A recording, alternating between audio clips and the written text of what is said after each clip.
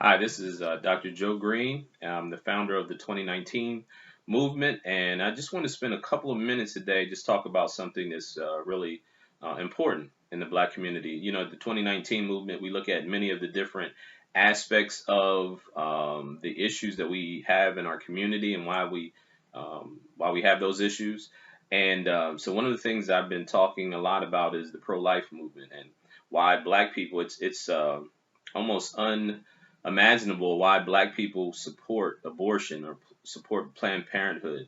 And when you look at the history, especially this being Black History Month, to look at the foundation of it and why it is that we are where we are. So I just want to the 2019 movement, if you get a chance, go to the 2019movement.org and you can start to see some of the things that we talk about. But here's in a nutshell, here's what happens. The institution of slavery, it was a globalist agenda. It was perpetrated by people that were on a global scale.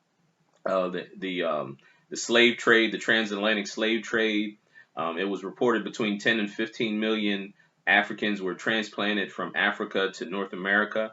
And when you take into account that maybe 40% of those that were transported actually died in transit. So it may even be higher than that, but that's a rough estimate. But slavery was based on economics. It wasn't based on just racism, because the first slaves that came here in 1619 in North America to Jamestown, Virginia, it was a ship full of them, and not all of them were. It was only 20 of them that were of African descent. But what happened was the narrative of slavery was able to be perpetrated or perpetuated, I should say, because of the fact that the people from Africa, physically, they looked a lot different than the Europeans, and also because culturally, Africa was a lot different than Europe. So it was easier to push the agenda that they were less than human. One of the things that I talk about in the 2019 movement, if you see here, this is Charles Darwin's book. Is called The Origin of Species Through Natural Selection. The subtitle is uh, the preservation of favored races in the struggle for life. The preservation of favored races in the struggle for life. So all the things that I talk about in the 2019 movement and all the things that I present to you, I have all the evidence to back it up. I have the documentation. I have books that were written by the people that I'm quoting, et cetera, et cetera. So this issue of slavery, of course, we know it was perpetrated by those who said that blacks were less than human. Also, when you take into account that after slavery was abolished, that there were families and corporations that became very wealthy off the slave trade. So you have like the Rockefeller family, that was one of the more instrumental families, the Ford family, the Carnegie family, the other families, very wealthy families. Rose up as a result of this. Then, when you look at corporations like Wells Fargo, you look at some banking corporations, you look at insurance companies and other industries that profited greatly off of slave labor. So now you have the slaves that were, and like I said, it was based on economics. So now you have these slaves that were freed. So these families and these corporations no longer receive the benefit of free labor. And then you keep in mind also that one of the things that the slave masters did was they encouraged slaves to procreate. So if you were a slave owner and you had two slaves, you would a male and a female, you would encourage them to have as many children as possible because that's more slave labor. You could profit off of it. So you encourage these big families. So now you have the abolition of slavery. You have all of these people of African descent, all these black people in America that couldn't read and write because of the slave code. So they were illiterate. They didn't know how to work anywhere. Most of them worked on the plantation. They knew how to farm, but they didn't know how to run a farm, and they had nothing going for them. They were slaves. They were newly freed slaves. So they had what was called the Negro dilemma, or the Negro problem in America. Now, eugenics. How did eugenics stir up? See, eugenics is about race cleansing or ethnic cleansing. It comes from the Greek word eugenes, which means good genes.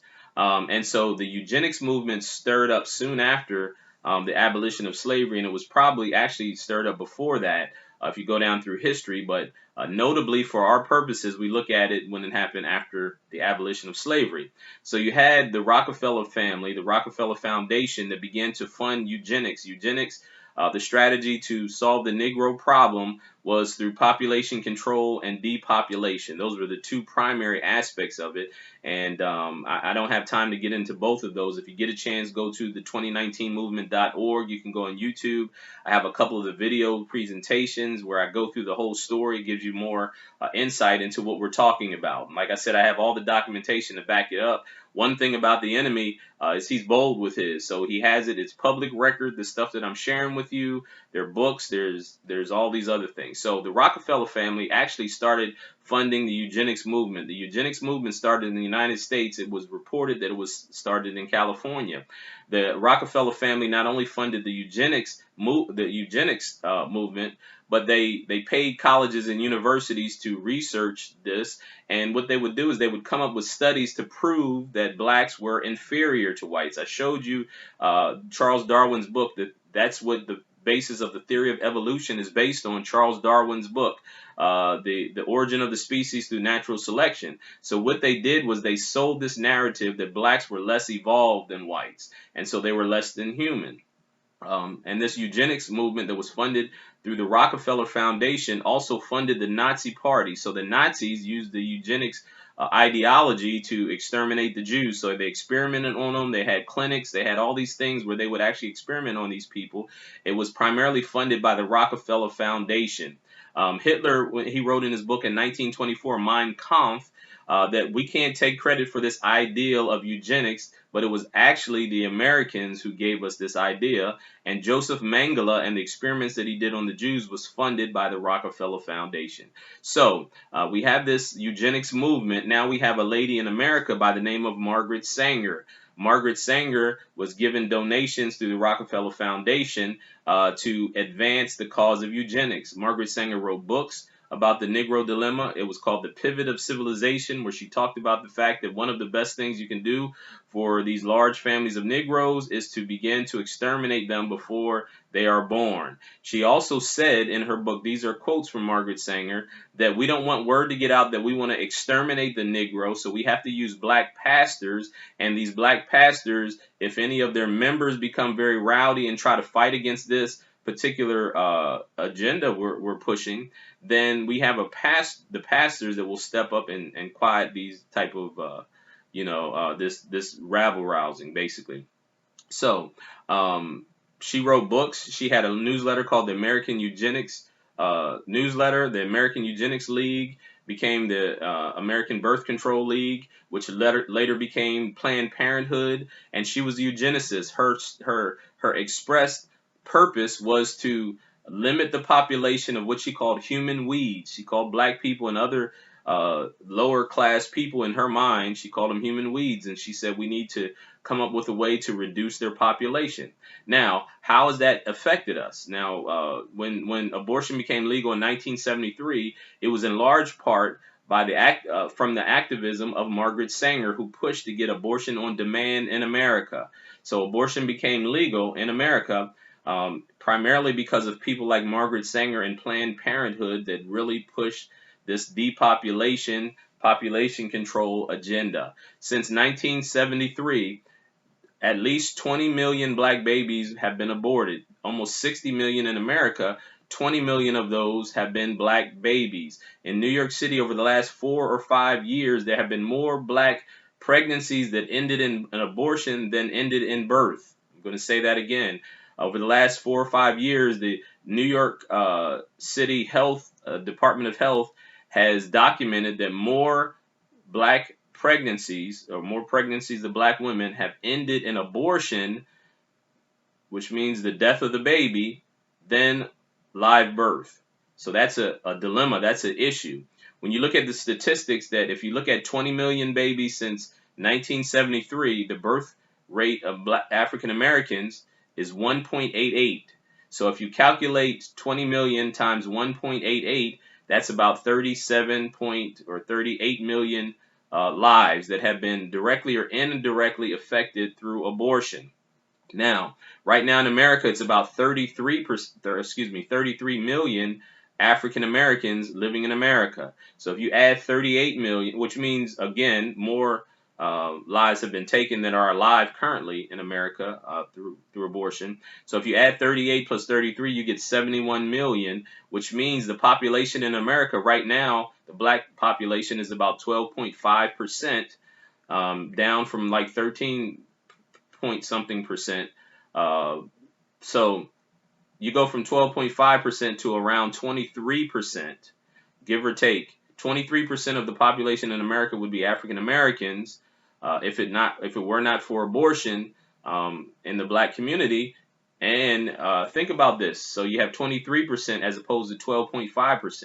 So Margaret Sanger, who was the #1 activist for abortion on demand, she's the one who founded Planned Parenthood, and Planned Parenthood is the #1 provider of abortions in America.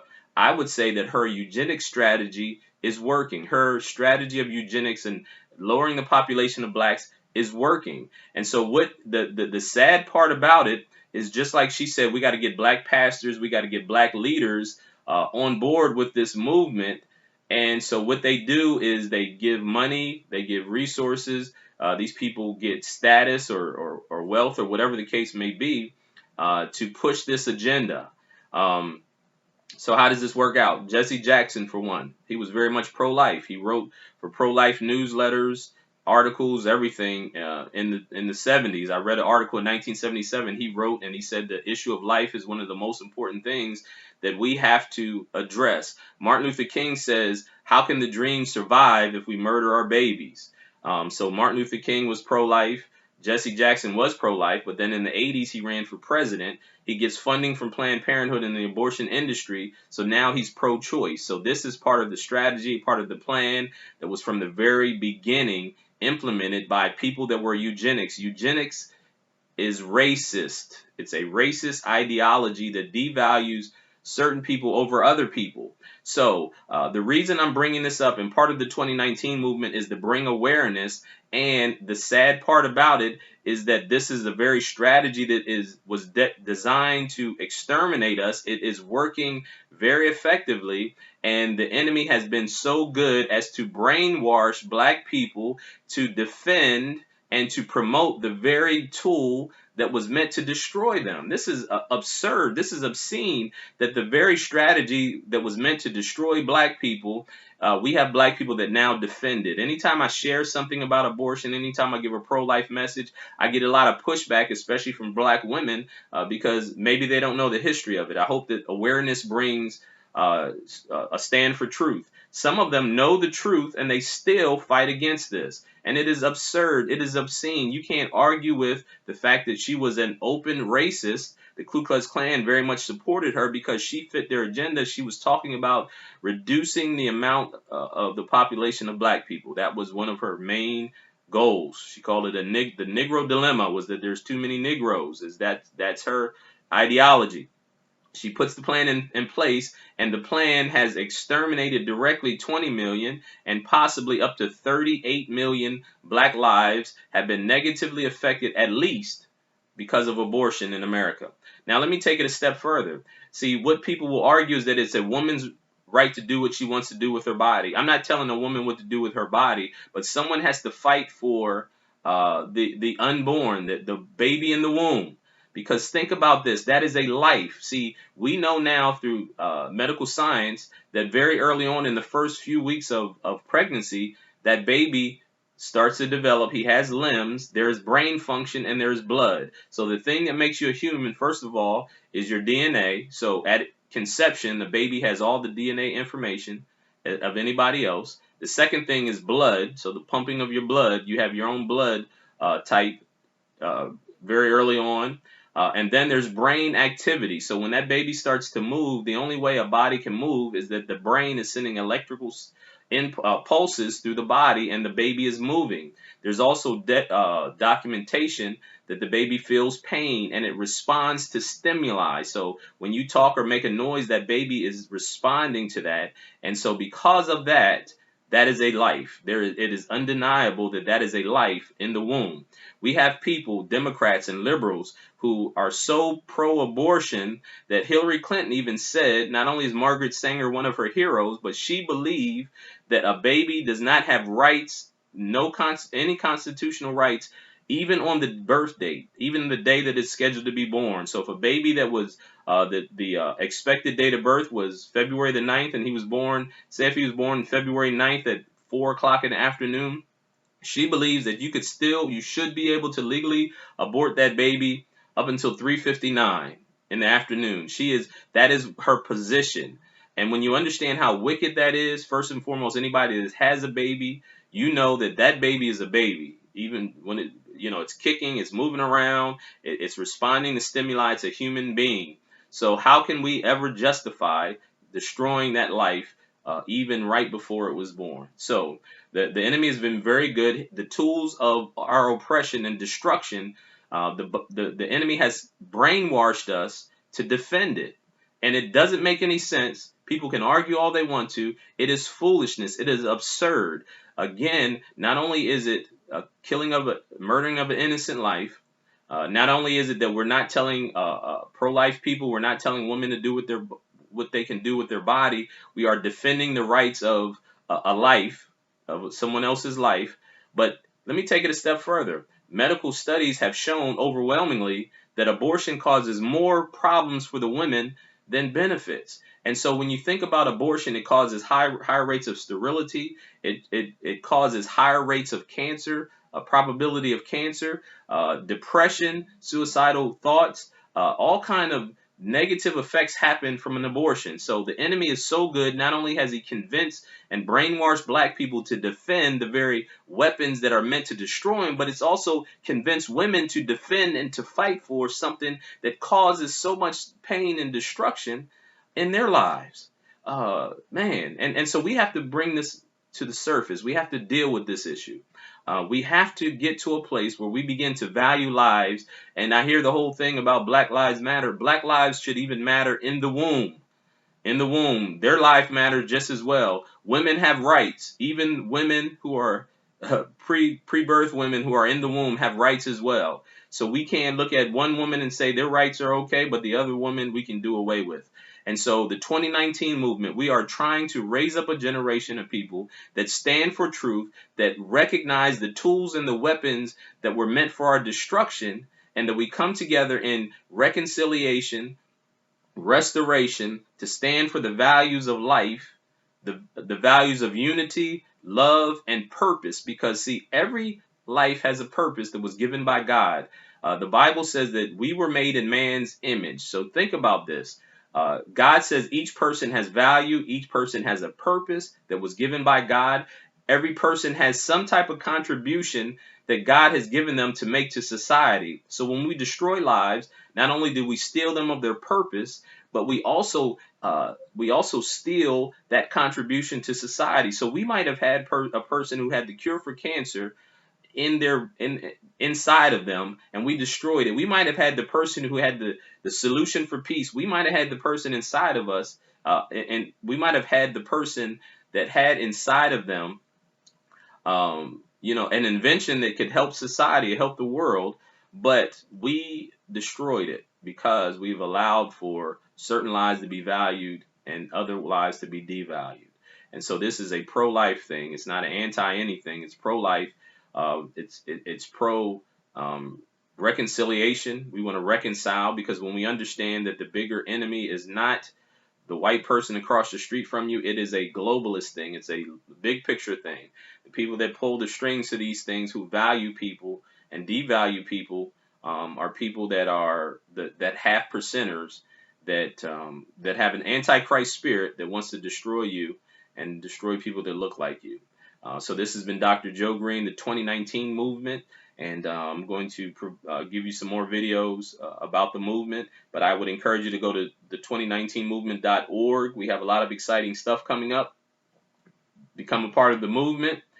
Keep track of where we're going. We're going to be in different towns and different cities. We're going to be in Philadelphia and Houston in the very near future, and some other places, Washington, D.C. We're going to go out and promote this agenda, which is a pro-life agenda, an agenda for life, an agenda for reconciliation, and an agenda to restore the destiny, God-given destiny in each and every person out there, because each person has value. We want to honor each individual, and we want to help them to recognize and to realize the great value and the great contribution that they are to humanity. Each person has value. Every life counts. I love you. Until next time, shalom. Peace and blessings.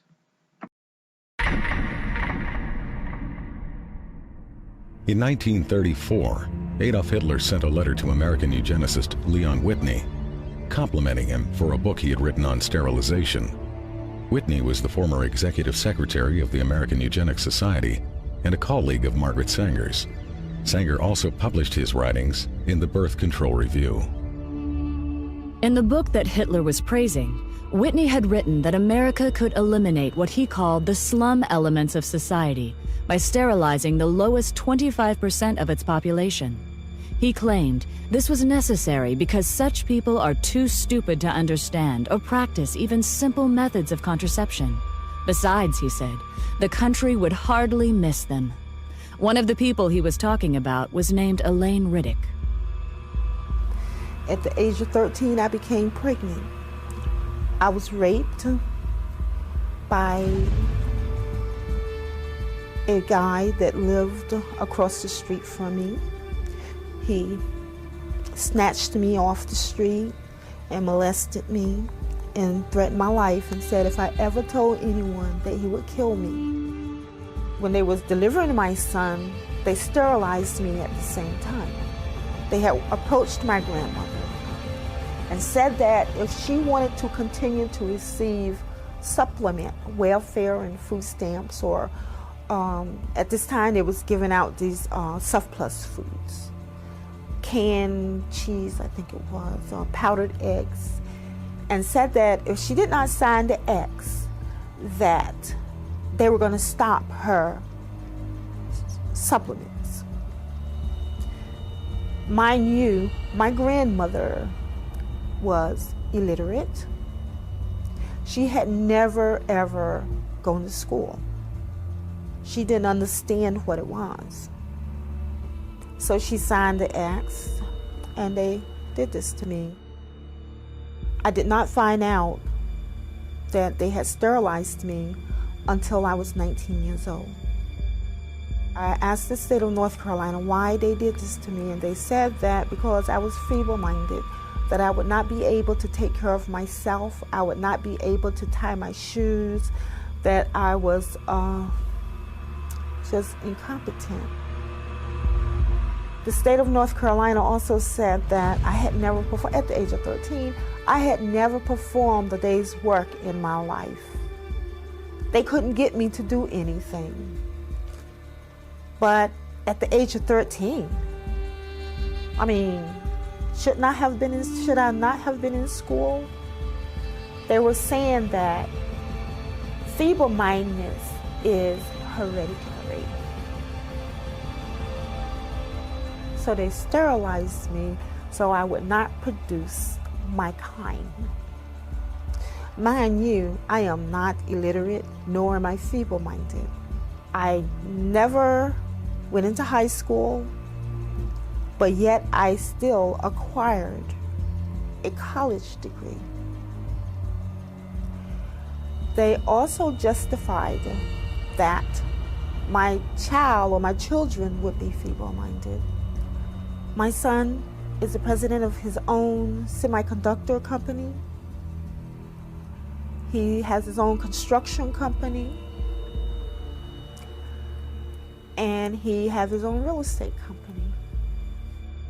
I mean, how can you think that your government allowed or allowing these things to happen to a person,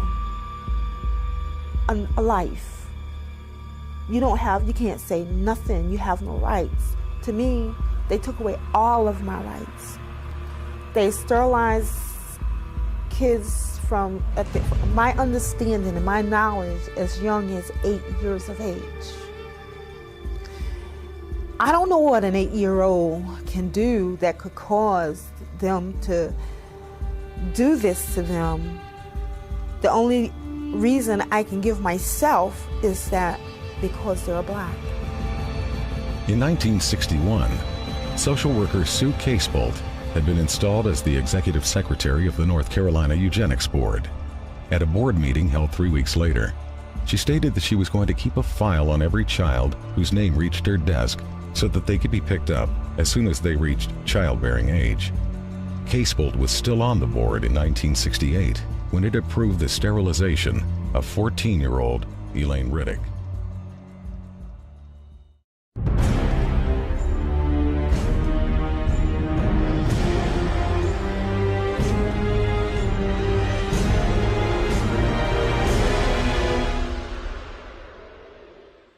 The only way possible of decreasing Negro population is by means of controlling fertility.